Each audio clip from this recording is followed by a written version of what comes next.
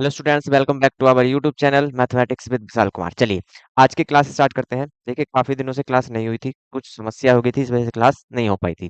देखिए आज class start करते हैं और इस चैप्टर को भैया आज फिनिश कर लेंगे। क्वेश्चन नंबर 20 तक आपके हो गए थे। क्वेश्चन नंबर 20 आपको होमवर्क के लिए दिया गया था, इजी था। ठीक है जी, एक बार फिर से समझ लेते हैं। क्या बताना था? In the given figure B A parallel ET.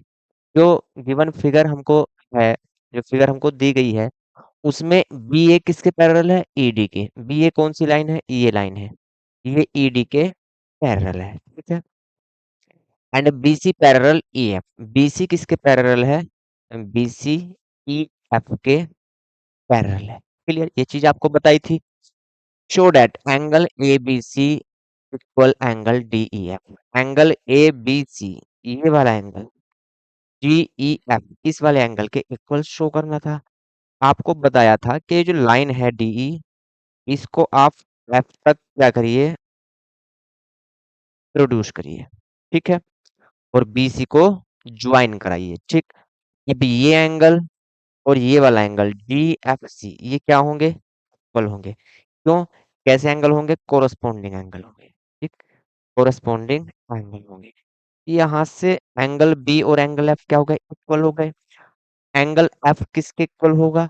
Angle F equal होगा एंगल यहाँ से ई। क्यों? कि ये भी कैसे एंगल है? कोरस्पॉन्डिंग एंगल है ना, between two parallel lines corresponding angle है। तो यहाँ से एंगल बी किसके इक्वल हुआ? एंगल एफ के। और एंगल एफ किसके इक्वल हुआ? एंगल, यहाँ से जो एंगल बी है वो इक्वल हो जाएगा आपका एंगल। ये आपको समझा भी दिया था। ठीक है। लेकिन जिन्होंने नहीं समझा था, एक बार भैया फिर से समझ लेंगे। क्लियर? अब चलते हैं नेक्स्ट क्वेश्चन 21 की तरफ। क्वेश्चन नंबर 21 देखेंगे। क्वेश्चन नंबर 21 बड़े ही ध्यान से सुकून के साथ पढ़ेंगे भाई। In the given figure B A parallel ED. 21 में क्या कहता है? जो बी ए लाइन है वो ईडी के पैरेलल है। सेम क्वेश्चन है। देखिए बिल्कुल सेम यहाँ से फिगर है, थोड़ा सा बस चेंज है। चेंज भी नहीं है, बिल्कुल सेम सी है कंडीशन। चलिए, तो यहाँ से जो ए बी है वो ईडी का पैरेलल है। ए बी या बी ए हम बोल सकते हैं। ये लाइन किसके पैरेलल है? ईडी के। इस वाली लाइन के पैरेलल। बी से ए गए, फिर ई से जी गए। ये लाइन क्या है? Parallel to each other. And B C parallel E F. B C, B से कहाँ जाएंगे? हम सी जाएंगे। बी से सी गए। ये जो लाइन है बीसी किसके पैरेलल है? ईएफ के पैरेलल है। क्या शो करना है? Angle ABC plus angle DEF. Angle ABC plus angle DEF दोनों का सम कितना होना चाहिए? 180, है ना? 180 सम यहाँ से होना चाहिए। देखिए क्या करेंगे, जो लाइन है ईडी उसको प्रोड्यूस करेंगे टू ज्वाइन बीसी। ठीक है। तो यहाँ कोई भी नेम हम इसको दे देंगे, एफ है, जी पॉइंट इसको हम दे देंगे। हमने क्या किया, जो लाइन ईसी ईडी थी रे आपकी, वो क्या कर ली? प्रोड्यूस कर ली टू ज्वाइन बीसी। बीसी को ज्वाइन करने के लिए। और बीसी को कहाँ पे ज्वाइन करती है? जी पॉइंट पे। कहाँ पे ज्वाइन करेगी? जी पॉइंट पे। क्लियर है? चलिए, अब यहाँ से एक चीज बताएंगे। अब जो लाइन ए बी है वो किसके पैरेलल हो गई? जी के, है ना? Line A B parallel to line, ठीक है। ये चीज यहाँ से क्लियर हुई। जब हमने इसको प्रोड्यूस कराया तो ईजी अब किसके पैरेलल होगी? एबी की। क्यों? क्योंकि ईडी पैरेलल एबी के थी और ईडी को ही हमने प्रोड्यूस किया है भैया। तो यहाँ से एंगल ए बी जी, ठीक है। देखिए एंगल ए बी जी, या इसको एंगल ए बी सी हम बोल सकते हैं। एंगल ए बी, ठीक है। एंगल ए बी सी, या इसको एंगल ए बी जी हम बोल सकते हैं। और angle E G B, angle EGB, या इसको बोल सकते हैं एंगल डीजीबी। ठीक है। प्लस एंगल ई जी, इन दोनों का सम कितना होगा भैया? 180 होगा, है ना? कैसे एंगल है? कंजिक्यूटिव इंटीरियर एंगल है। ऐसे एंगल जिसको हम को इंटीरियर एंगल बोलते हैं ना, कंजिक्यूटिव इंटीरियर एंगल है। एक एंगल ये और एंगल। क्लियर? चलिए, ये कैसे एंगल है? यहाँ से कंजिक्यूटिव इंटीरियर एंगल है। रीजन लिखेंगे, कंजिक्यूटिव इंटीरियर एंगल, है ना? Consecutive interior angle. कैसे एंगल है ये? कंसेक्यूटिव इंटीरियर एंगल है, तो इनका सम कितना होगा? 180 होगा। सम कितना होगा? 180 होगा। क्लियर है? चलिए, यहाँ से आप एक बात बताइए, ये जो एंगल है आपका, ये वाला एंगल और ये वाला एंगल, इन दोनों में क्या रिलेशन है भाई? इन दोनों में क्या रिलेशन है? ये कैसे एंगल हैं? ये दोनों एक दूसरे के इक्वल होंगे। क्या होंगे? Equal to each other. क्यों होंगे? क्योंकि ये इंटीरियर अल्टरनेट एंगल है। कैसे एंगल है? Interior alternate. देखिए उल्टा जेड बन रहा है, ये गई लाइन, ये गई और ये लाइन गई। क्या बना? यहाँ से अपोजिट जेड बना, है ना? अपोजिट जेड बना, तो यहाँ से ये एंगल और ये एंगल क्या है? इंटीरियर अल्टरनेट एंगल है। क्यों? क्योंकि बीजी या बीसी जो है वो किसके पैरेलल है?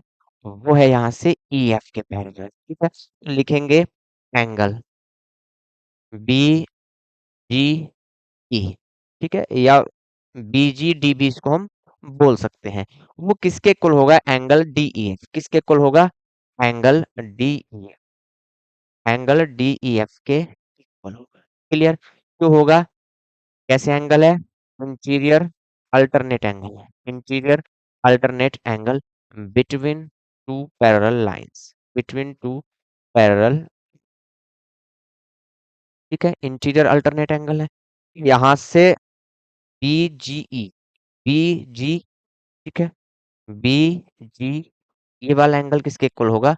एंगल डी ई एफ के इक्वल होगा। ठीक है, चलिए, या बीजीई या इसको हम ईजीबी भी बोल सकते हैं। ईजीबी भी बोल सकते हैं। ठीक है, बीजीई या ईजी, इधर से भी एंगल पढ़ सकते हैं हम, और एंगल हम इधर से भी पढ़ सकते हैं। तो इसको हम भैया ईजीबी भी बोल सकते हैं। ई जी। क्लियर? यहाँ तक बात क्लियर हुई? चलिए, अब यहाँ से देखिए एंगल ईजीबी किसके इक्वल आया? Angle DE F. क्लियर है? चलिए, लेकिन हमें यहाँ से क्या पता है? एक क्वेश्चन फर्स्ट से एंगल जो ए बी सी है, angle A B C plus angle E G B, इनका सम अभी कितना आया था भैया? 180 आया था। ठीक है, लेकिन एंगल ई जी बी जो है वो किसके इक्वल है? यहाँ से डी ई एफ के इक्वल है। ई जी बी के प्लेस पर हम डी ई एफ लिख सकते हैं। Angle A B C plus angle D E ना होगा 180। ठीक है, फ्रॉम इक्वेशन, इक्वेशन 1 से हम क्या कर सकते हैं? जो ईजीबी है, ईजीबी के प्लेस पर हम इक्वेशन 2 लिख लीजिए इसको। ये इक्वेशन, ये वाली इक्वेशन 2 है। ठीक है, फ्रॉम इक्वेशन 2, इक्वेशन 2 से हम क्या कर सकते हैं? ये जो ईजीबी की वैल्यू है वो डीईएफ हम लिख सकते हैं। क्यों? क्योंकि दोनों एंगल कैसे हैं भैया? इक्वल है। तो यहाँ से angle ABC plus angle DEF कितना आएगा? Equal to 180। और यही हमें प्रूफ करना था भाई, यही क्या करना था? प्रूफ करना था। देखिए आप ध्यान से, angle A B C plus angle D E F equal कितना प्रूफ करना था? 180। और यही भैया प्रूफ हो चुका है। लिखेंगे हैंस प्रूफ। क्लियर? चलिए, इसको आप नोट करेंगे। फिर चलते हैं नेक्स्ट क्वेश्चन की तरफ। नोट करेंगे इसको, फिर नेक्स्ट क्वेश्चन की तरफ चलेंगे। इजी है, कोई दिक्कत नहीं है, करेंगे इसको भाई। क्लियर? चलिए, नोट कर लिया। क्वेश्चन 22 बहुत इंपोर्टेंट क्वेश्चन है, मिरर वाला क्वेश्चन है। इंपॉर्टेंट क्वेश्चन है, मिरर वाला क्वेश्चन आ जाता है ये एग्जाम में। ठीक है, इसको ध्यान से समझेंगे। ठीक है, क्वेश्चन में हमें क्या इंफॉर्मेशन दी गई है वो पढ़ेंगे। In the given figure M and N are two plane mirror. ठीक है, एक मिरर आपका ये है, इसको एम नेम दे दीजिए भैया। एक मिरर ये है, इसको एन नेम दे दीजिए। क्लियर? कोई दिक्कत तो नहीं है? चलिए, कोई दिक्कत नहीं है। आर टू प्लेन मिरर्स, कैसे मिरर हैं? प्लेन मिरर हैं। और क्वेश्चन में बोला गया है, क्वेश्चन में क्या बोला गया है कि जो ये प्लेन मिरर है ये क्या है? परपेंडिकुलर टू ईच अदर, एक दूसरे के क्या है? परपेंडिकुलर है। ठीक है, परपेंडिकुलर टू ईच अदर, मतलब परपेंडिकुलर होने का मीन्स क्या है? कि ये जो यहाँ पे एंगल क्रिएट कर रहे हैं, ये एंगल यहाँ पे 90 क्रिएट कर रहे हैं। कितना एंगल क्रिएट कर रहे हैं? 90 एंगल क्रिएट कर रहे हैं। क्लियर है बात? पहले समझेंगे क्वेश्चन को। Show that the incident ray C ए, ठीक है, सी ए जो है एक इंसिडेंट रे है। ठीक है, इंसिडेंट मतलब जो मिरर पर आकर गिर रही है। ठीक है, पड़ रही है मिरर पर, वो क्या कहलाती है? Incident ray. क्लियर? मिरर पर ये लाइट पड़ रही है, रे पड़ रही है, इंसिडेंट रे हो गई। Show that the incident ray C A is parallel to the reflected ray B T. ठीक, यहाँ से ये रे पड़ रही है और यहाँ से भैया एक रे ये रिफ्लेक्ट हो रही है और इसका नेम क्या है? बी। तो हमको ये बताना है कि ये जो लाइन है बी टी, जो लाइन है बीडी, जो रिफ्लेक्टेड रे है, वो इंसिडेंट रे एसी के क्या होनी चाहिए? और पैरेलल होनी चाहिए। ठीक है, ये हमको क्या करना है? प्रूफ करना है, तो समझेंगे। ठीक है, देखिए, ये एक इंसिडेंट रे है। ठीक, ये एक इंसिडेंट रे है किसके लिए? मिरर एम के लिए। मिरर एम पर ये इंसिडेंट रे पड़ रही है। ठीक है, चलिए, और ये जो मिरर एन है, इसके लिए जो ए बी है, ये रिफ्लेक्टेड लाइन है। कैसी लाइन है या कैसी रे है? रिफ्लेक्टेड रे है। क्लियर? क्योंकि ये यहाँ से पढ़ के यहाँ निकल रही है। ठीक है, ये लाइन यहाँ से पड़ी यहाँ निकली और यहाँ से पड़ी फिर यहाँ निकली। ठीक है, सो क्या करना है कि जो ये रे है, रिफ्लेक्टेड रे बी डी, वो किसके पैरेलल होगी? इंसिडेंट रे एसी के पैरेलल होगी। क्लियर है? चलिए, तो यहाँ से एक चीज देखिए, जब हम प्लेन मिरर का नॉर्मल लेते हैं, ठीक है, नॉर्मल मतलब कोई भी प्लेन मिरर है उस पर जब हम 90 क्रिएट करते हैं, ठीक है, जब भी हम 90 क्रिएट करते हैं, तो क्या होता है? जो इंसिडेंट रे होती है, मान लीजिए ये रे इस पे इंसिडेंट रे है, इंसिडेंट रे है, और जो रे रिफ्लेक्टेड होगी, जो रे रिफ्लेक्टेड होगी मतलब बाहर को निकलेगी, ये दोनों क्या करती हैं? नॉर्मल से इक्वल एंगल क्रिएट करती हैं। नॉर्मल लाइन से, नॉर्मल लाइन मतलब जो हमने अभी 90 क्रिएट किया है, ये वाली लाइन, इससे ये इक्वल एंगल क्रिएट करती हैं, रिफ्लेक्टेड रे भी और इंसिडेंट रे भी। अगर ये एंगल आपका 1 है और ये एंगल 2 है, तो यहाँ से एंगल 1 जो होता है वो एंगल 2 के इक्वल होता है। ठीक है, क्या रूल होता है? लिखेंगे incident ray, angle of incident ray, angle of incident ray, समझेंगे पहले। इंसिडेंट रे इक्वल किसके होता है? Angle of reflected ray, reflected ray, ये क्या होता है? क्लियर होता है, इक्वल होता है। क्लियर है? चलिए, एंगल 1 किसके इक्वल होगा? एंगल 2 के इक्वल होगा। सेम कंडीशन यहाँ है, समझेंगे। ये क्या है? ये प्लेन मिरर जो है आपका एम, ये इसका नॉर्मल है। नॉर्मल कौन सा लाइन है? बीपी। बीपी जो है वो एक नॉर्मल लाइन है किस पर? मिरर एम पर। नॉर्मल लाइन मतलब परपेंडिकुलर क्रिएट कर रही है। तो ये जो इंसिडेंट रे है, ये नॉर्मल से कितना एंगल बना रही है? 3। और जो रिफ्लेक्टेड रे है वो नॉर्मल से कितना एंगल बना रही है? 4। इतनी बात तो क्लियर है। एंगल 3 और एंगल 4 क्या होंगे? इक्वल होंगे, है ना? एंगल 3 एंगल 4 के इक्वल होगा। ऐसे ही यहाँ समझते हैं। देखिए, जो लाइन ए पी है, जो लाइन ए पी है, ये क्या है? प्लेन मिरर एन पर नॉर्मल लाइन है। क्या लाइन है? नॉर्मल लाइन है। इट मीन्स यहाँ से प्लेन मिरर जो है उस पर ये परपेंडिकुलर है। लाइन पी ए कौन से मिरर पर? एन मिरर पर। ये एन मिरर है। ठीक, तो यहाँ से नॉर्मल से जो इंसिडेंट रे होगी, वो कितना एंगल क्रिएट कर रही है? 1। और यहाँ से नॉर्मल लाइन से जो रिफ्लेक्टेड रे है वो कितना एंगल क्रिएट कर रही है? एंगल 1 किसके इक्वल होगा? एंगल 2 के इक्वल होगा। एंगल 1 किसके इक्वल होगा? एंगल, क्लियर है? चलिए, ऐसा क्यों होता है? क्योंकि जो रिफ्लेक्टेड रे होती है और जो इंसिडेंट रे होती है, वो इक्वल एंगल क्रिएट करती है किससे? नॉर्मल लाइन से। इतना तो क्लियर है आपको? चलिए भाई, आगे भी क्लियर हो जाएगा। तो हमें प्रूफ क्या करना है वो समझते हैं।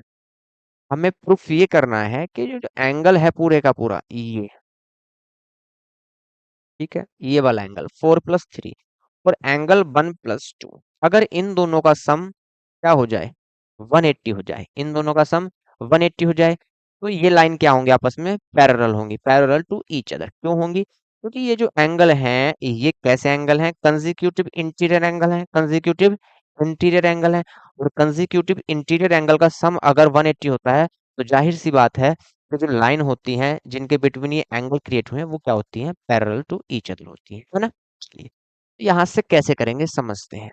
देखिए, अब आप मेरे को एक बात बताइए भैया, जब ये लाइन ये सॉरी ये मिरर जो है ये क्या है, ये परपेंडिकुलर टू ईच अदर है, परपेंडिकुलर टू ईच अदर है, तो यहाँ ये ओ पर क्या कर रहे हैं, इंटरसेक्ट कर रहे हैं, पॉइंट ओ पर क्या कर रहे हैं, इंटरसेक्ट कर रहे हैं।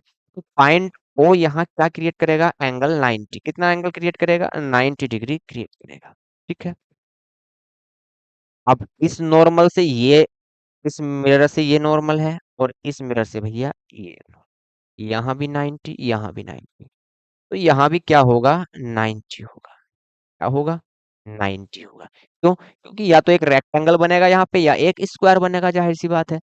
तो जब रेक्टेंगल बनेगा या स्क्वायर बनेगा, तो यहाँ से जब थ्री एंगल्स आपके 90 हैं, तो फोर्थ एंगल भी कितना होगा, 90 होगा। क्लियर, फोर्थ एंगल क्या होगा, 90 होगा, लिखेंगे। Because mirror M perpendicular to mirror N, mirror N, ठीक है, and intersect both mirror, and intersect both mirror, both mirror at point O, at point O, ठीक है। सो एंगल यहाँ से बी ओ ए या A O B, angle A O B कितना होगा, 90 degree होगा। कितना होगा, 90 डिग्री होगा। क्लियर, चलिए। एंड यहाँ से आपका जो एंगल बी पी ए या A P B, angle A P B, ये भी कितना होगा, 90 होगा। क्यों, क्योंकि ये भी यहाँ पे नॉर्मल लाइन है, 90 क्रिएट करेगी, और ये भी यहाँ पे नॉर्मल लाइन है, ये भी 90 क्रिएट करेगी। ऑल एंगल्स का सम कितना होता है यहाँ पे, क्वाड्रिलेटरल में 360 होता है, तो यहाँ पे बी पी ए या ए पी बी कितना होगा आपका, 90 डिग्री होगा। क्लियर, अब लिखेंगे इन ट्राइंगल ए, कौन सा ट्राइंगल ले रहे हैं, ट्राइंगल ए पी बी, ये वाला ट्राइंगल ले रहे हैं, ठीक है।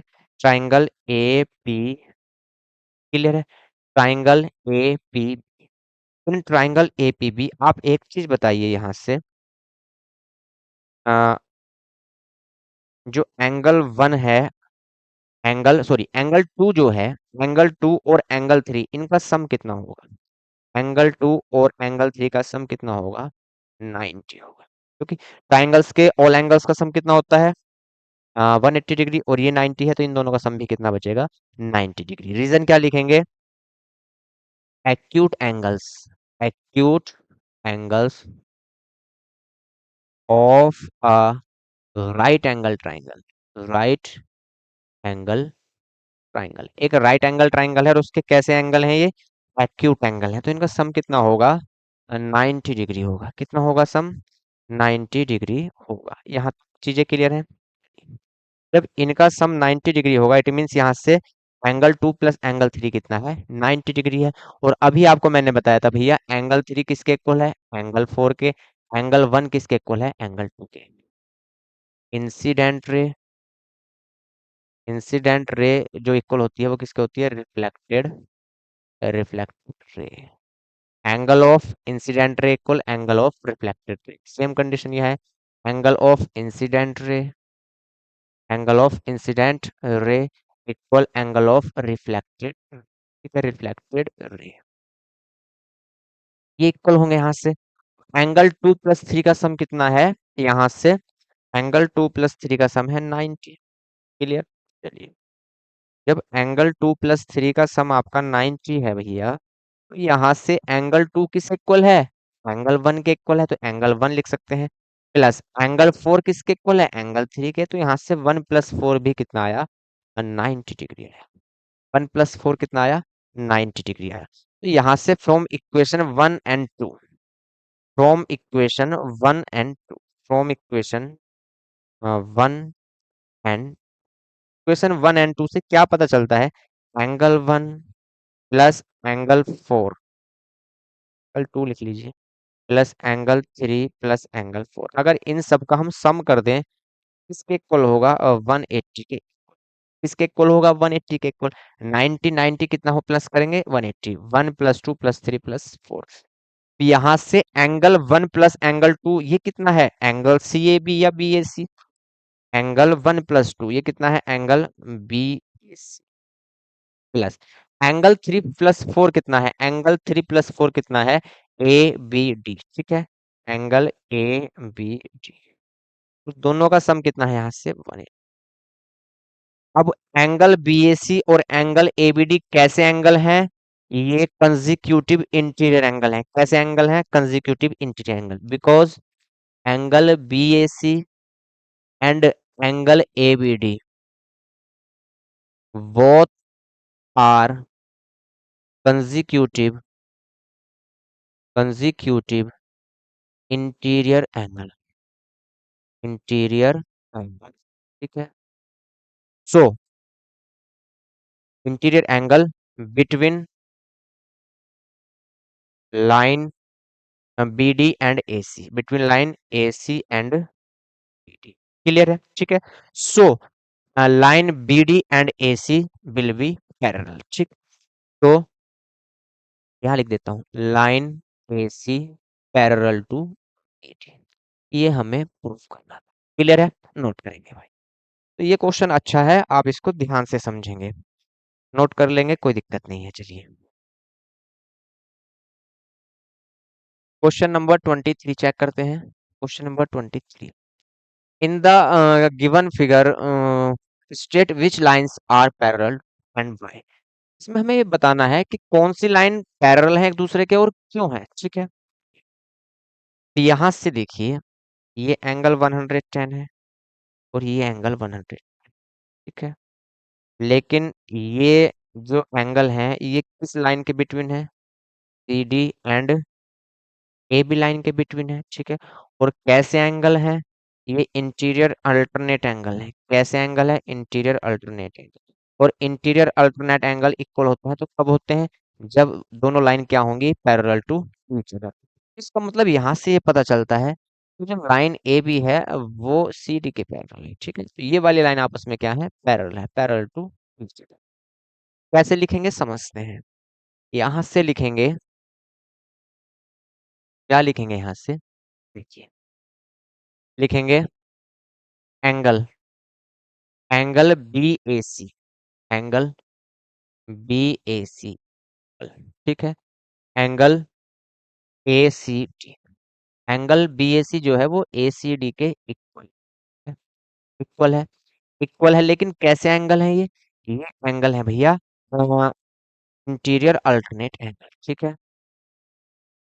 लिखेंगे दीज एंगल्स आर, और इनकी वैल्यू कितनी है 110, ठीक है, क्योंकि दोनों कितने हैं 110 है, ये भी 110 है और ये भी 110 है, क्लियर है। एक मिनट रुकेंगे भाई, एक मिनट।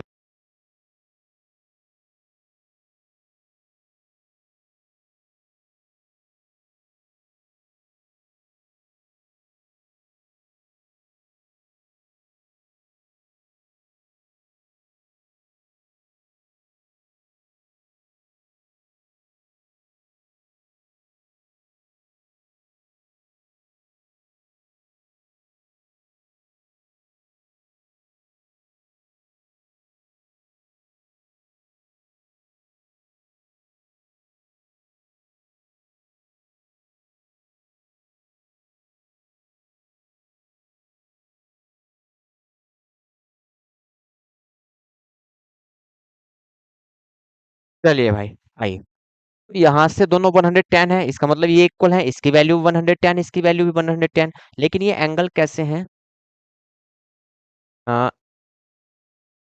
इंटीरियर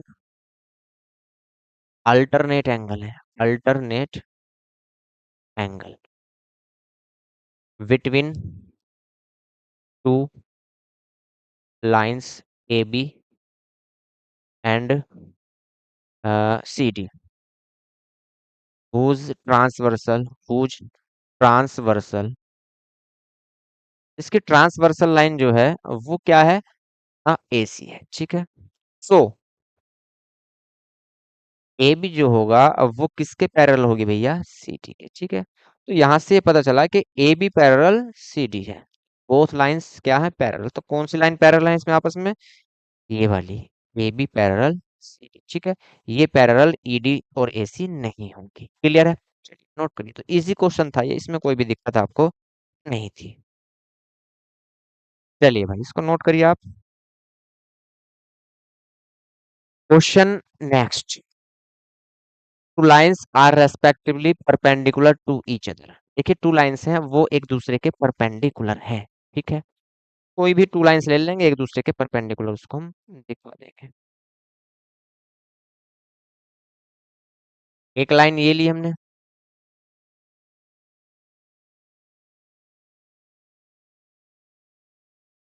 ठीक। अब इसके एक परपेंडिकुलर लाइन लेंगे। कैसी लाइन लेंगे? इसके परपेंडिकुलर एक लाइन लेंगे। तो यहां से इसके परपेंडिकुलर ये ले लीजिए भैया, ठीक है। ये लाइन कैसी है? इसके परपेंडिकुलर है, ठीक है। हाँ टू लाइंस हैं are respectively perpendicular to parallel lines, ठीक है। अब टू लाइंस क्या है? परपेंडिकुलर है। अभी पूरा क्वेश्चन नहीं पढ़ा था, ठीक है, माफी चाहता हूँ।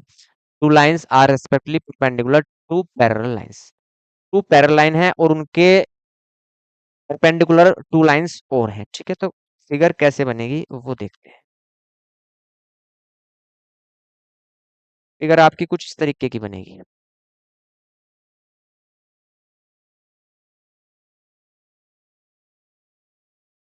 ठीक है। फिगर कुछ इस तरीके की आपकी बनेगी, ठीक। चलिए इस तरीके की फिगर आपकी बनेगी यहां से। Show that they are parallel to each, ठीक है। अब मान लीजिए, क्या मान लीजिए? देखिए हमने मान लिया कि ये लाइन एल है, ये लाइन एम है, ठीक है। या ये लाइन एम है, ये एन है, कुछ भी मान लीजिए। ये एक दूसरे के पैरेलल हैं। कैसी हैं? एक दूसरे के पैरेलल हैं, ठीक है। और इस लाइन पर ये लाइन परपेंडिकुलर है और इस लाइन पर ये लाइन परपेंडिकुलर है, ठीक है। तो ये दोनों लाइन भी आपस में क्या होंगी? पैरेलल होंगी, ये हमें प्रूफ करना है, ठीक। चलिए यहाँ से देखिए, सबसे पहले जब ये लाइन इस पे परपेंडिकुलर है तो यहाँ क्या क्रिएट होगा? ठीक है। और ये वाली लाइन, ये वाली लाइन, ठीक है, समझिए। ये लाइन जो लाइन एल है उस पर पैरेलल कौन है लाइन? ये वाली। इसको नाम दे दीजिए यार पी, और यहाँ से इसको नाम दे दीजिए क्यू, ठीक है। चलिए यहाँ से देखिए, ये जो लाइन है एल, इस पर कौन है पैरेलल? इस पर है पैरेलल, यहाँ से परपेंडिकुलर कौन है? इस पे पी है, ठीक है। तो ये क्या होगा? 90 होगा, है ना। तो यहाँ से ये लाइन है एम, एम पर कौन है भैया परपेंडिकुलर? एम पर कौन है परपेंडिकुलर? एम पर परपेंडिकुलर है क्यू, ठीक है। तो यहाँ पे ये क्या होगा? 90 होगा, ठीक। इतनी बात आपको समझ में आई? इतनी चीज आप देखेंगे। यहाँ से दोनों क्या होंगे? 90 होंगे भैया, क्योंकि क्या है? परपेंडिकुलर लाइन है। तो यहाँ भी 90 बनेगा और यहाँ भी 90 बनेगा। यहाँ भी 90 बनेगा। ये 90 है तो ये भी 90 होगा, है ना। ये 90 है तो ये भी 90 होगा। अगर ये एंगल 1 है, ठीक, और ये एंगल, ये 90 है तो ये भी 90 होगा, है ना। ये एंगल क्या है? ठीक, ये एंगल क्या है? 2 है। तो यहाँ से एंगल 1 एंगल 2 क्या है? इक्वल है। यहाँ भी 90 और यहाँ भी 90। अब एक चीज समझिए आप, ठीक है। एक चीज समझिए, ये line parallel to each other है। लाइन एल और एम क्या है? Parallel to each other.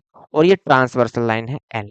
L क्या है आपकी? ट्रांसवर्सल लाइन है। क्लियर है? तो ये 90 है तो ये तो भैया 90 होगा। ये 90 है तो ये भी तो 90 होगा। होगा नहीं कि होगा? क्यों? क्योंकि यहाँ से दो लाइन पैरेलल हैं। अब ये लाइन टू पैरेलल है, इसमें कोई ट्रांसवर्सल लाइन है। ये 90 है तो ये भी 90 होगा, है ना। और ये 90 है तो ये भी 90 होगा और ये भी 90 होगा, है ना। क्लियर? तो यहाँ से जब ये 90 है तो ये भी कितना होगा? 90 होगा। एंगल 1 और एंगल 3 दोनों कितने होंगे? यहाँ से 90 डिग्री होंगे कि नहीं होंगे? बिल्कुल होंगे। ये 90 भैया तो ये भी 90। क्यों? कैसे एंगल है? कोरस्पॉन्डिंग एंगल है। Corresponding angle. क्लियर? कैसे एंगल है? कोरस्पॉन्डिंग एंगल है। ठीक। अब ये लाइन है, इस पर परपेंडिकुलर ये लाइन है, तो ये 90 होगा आपका।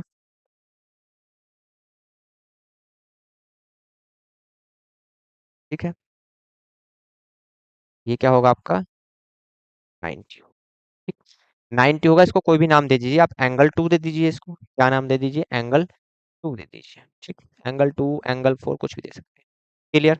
ये क्या होगा? 90 होगा यहाँ से। एंगल 2 क्या है? 90। ठीक है।